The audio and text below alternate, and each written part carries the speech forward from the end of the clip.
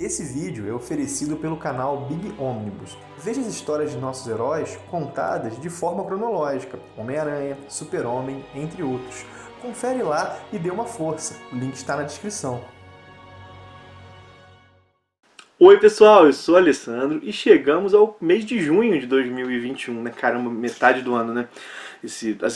É um clichê, mas é verdadeiro, né? O tempo tá realmente voando. De todo modo, no começo do mês é a época que eu faço a minha lista de melhores leituras do mês anterior. E em maio de 2021 eu li bastante coisa boa.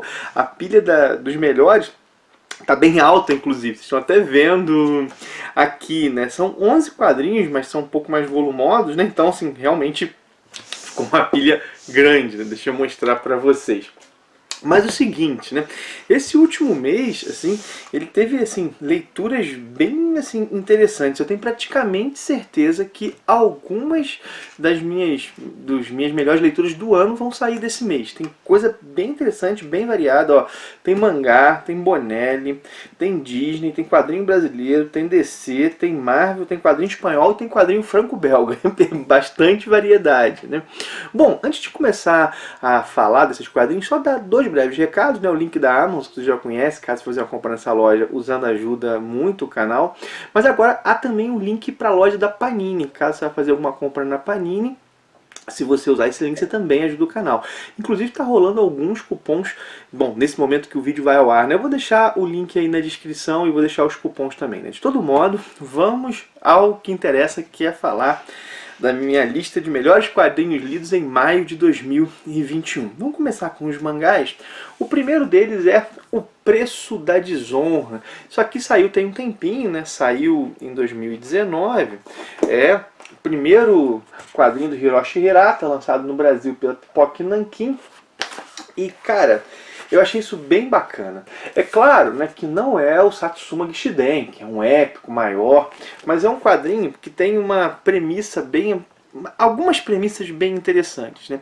A primeira delas é uma instituição chamada Promissória de Vida. Um guerreiro, no calor da batalha, ele podia pedir para outro poupar a sua vida mediante um pagamento que esse outro poderia cobrar quando quisesse, né? Bom, as guerras passam, né? E surge uma figura que é o cobrador de promissórias, né? Pensa o seguinte, a pessoa jurou aquilo na hora lá, mas será que ela vai querer pagar?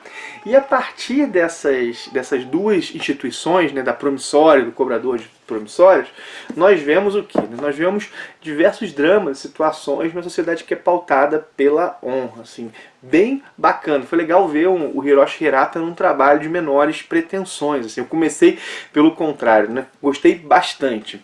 Mas nem só de Hiroshi Hirata vai viver a minha lista de melhores do mês com mangás, né? Tem também esse aqui. Esse aqui já acabou de sair, saiu tem pouquinho tempo. A resenha, inclusive, nem saiu no canal ainda, mas a leitura já foi feita, que é Hokusai, que é um quadrinho do Shotaro Shinomori, lançado também pela Pipoca Nankin. Aqui está um volume único com tudo que nós vemos uma biografia, claro, que romanceada, vamos dizer assim, de um grande mestre da pintura, né, que é o Hokusai, né?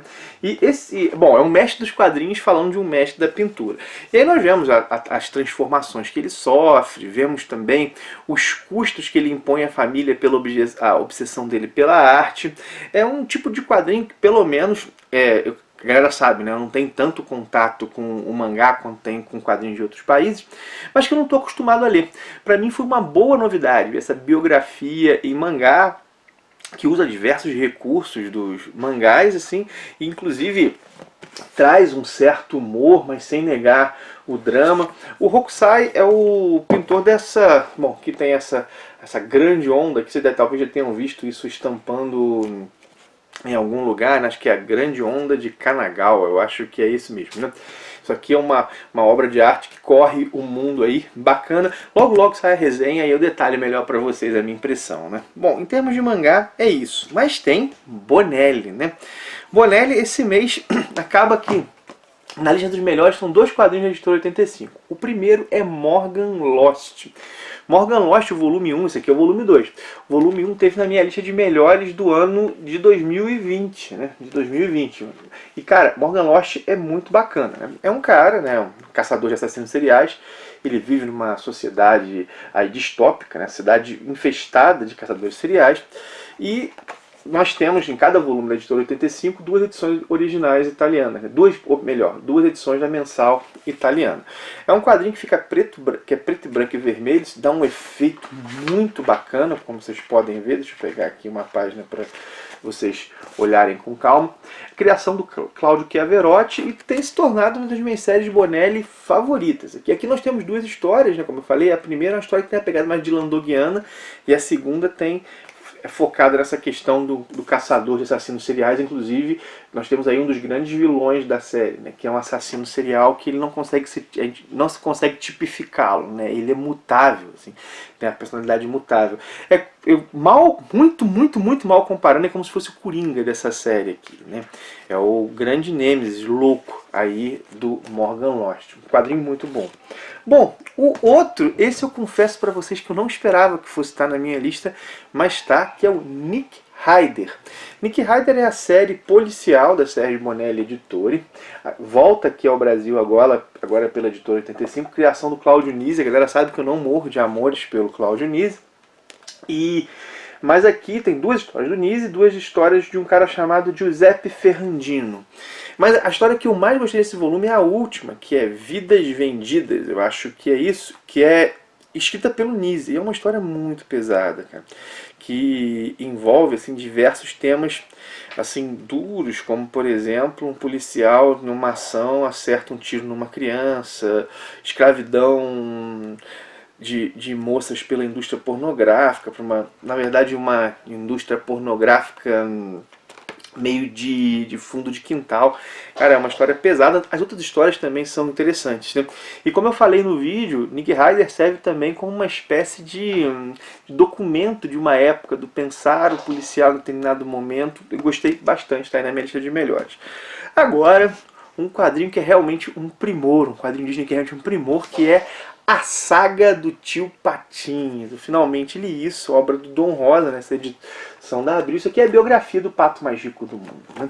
E que mostra a trajetória dele desde sua pobreza na Escócia até se tornar o pato mais rico do mundo.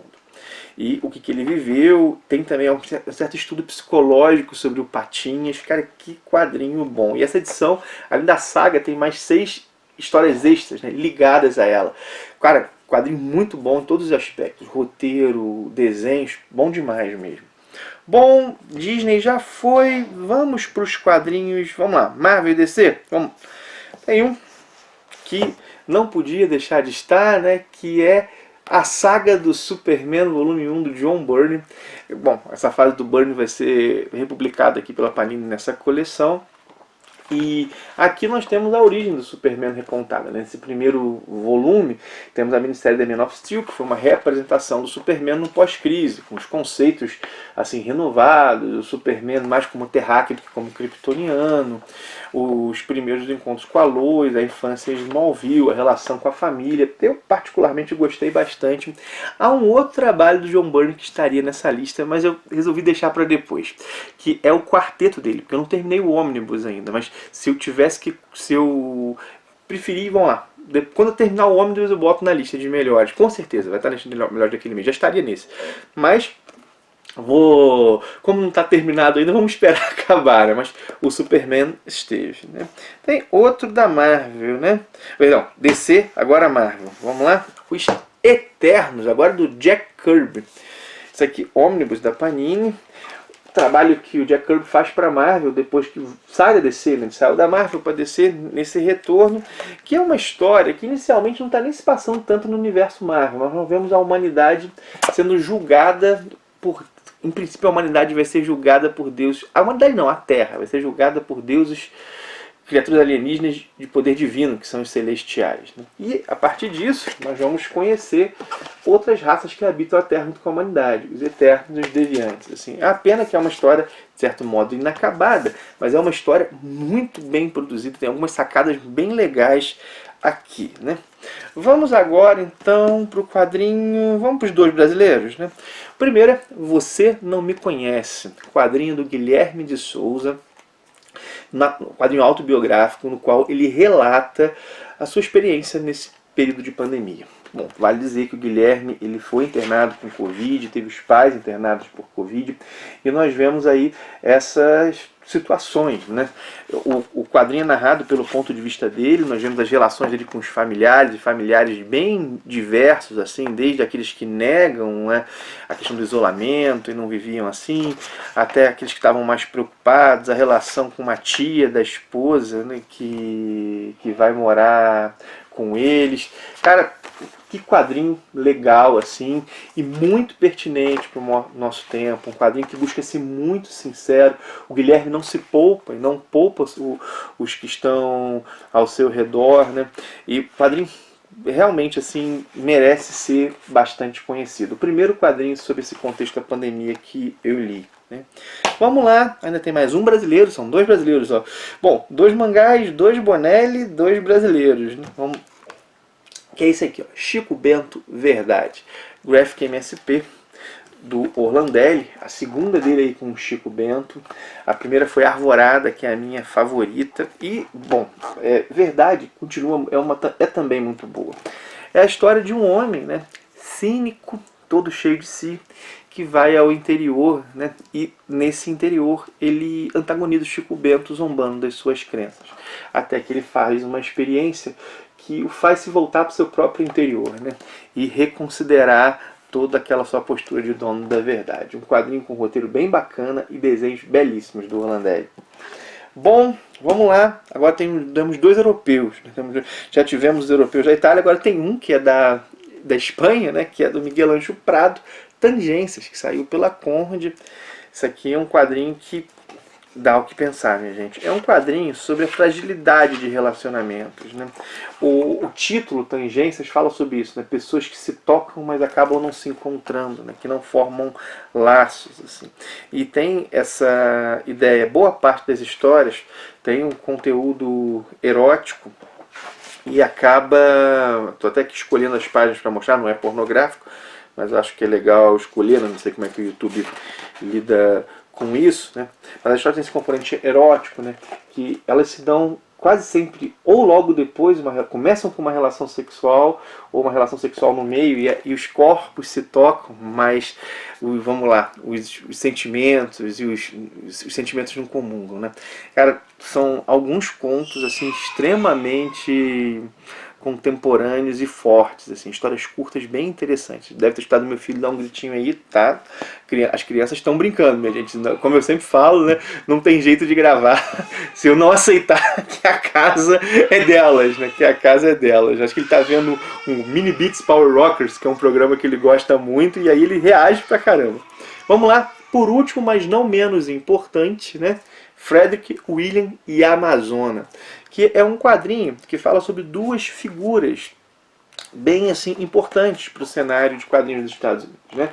Que um é o Frederick Wertham e o outro é o William Moulton Marston, 2 psicólogos, né? O William Moulton Marston é o criador da Mulher Maravilha e o Frederick Wertham escreveu A Sedução do Inocente, que é um livro que, bom, não muito bem quisto pela galera que curte quadrinhos, né? É um livro que teve muito ligado à histeria anti-quadrinhos ali nos anos 50 nos Estados Unidos, né? Que inclusive esse momento vai levar à criação pelas editoras do Comic Code. Bom, é um quadrinho que ele trata as figuras de modo complexo, né? E faz a gente pensar que nós recebemos narrativas sobre essas figuras, por exemplo, o Wertham como um baita de um vilão e o William Moulton Marston um libertário, né, à frente do seu tempo, mas quando as figuras humanas em concreto são pensadas, elas têm mais luzes e sombras do que a gente pensa, né? Só por isso já valeria a pena, né? Os desenhos são primorosos também, né? Os desenhos são primorosos. Isso aqui foi lançado também pela Pipoca e Nanquim, né? Bom, eu esqueci de mencionar, né? Tangências que saiu pela Conrad, Chico Bento Verdade saiu pela Panini, Você Não Me Conhece é Independente, Eternos é Panini, Saga do Superman Panini, e a Saga do Patinhas, a versão que eu li da editora Abril, né? Bom, minha gente, essa aí é a minha lista de melhores. Você leu algum deles, né? Bota aí nos comentários, né?